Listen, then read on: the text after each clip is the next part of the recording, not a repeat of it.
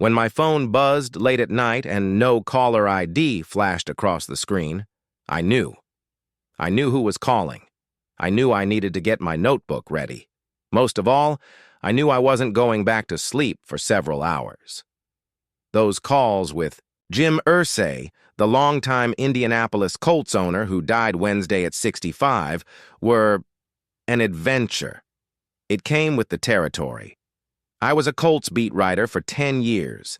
The Irsay experience was part of the gig. Sometimes they'd last for hours. Sometimes I'd barely squeeze in a question. He'd start on one topic, veer into a dozen others, then eventually find his way back home.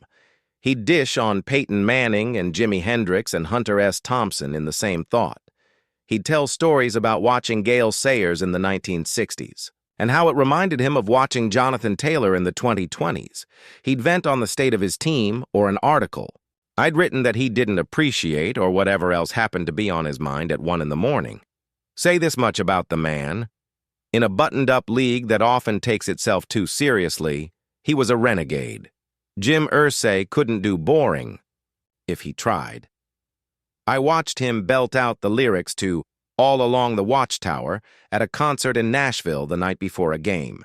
I sat with him in his office, in his suite at Lucas Oil Stadium, and on the balcony of his hotel room at the NFL owners' meetings in Phoenix. I watched him sit in a cheap plastic chair and fight back tears the night Andrew Luck walked away from football. I shared too many late-night conversations with him to count.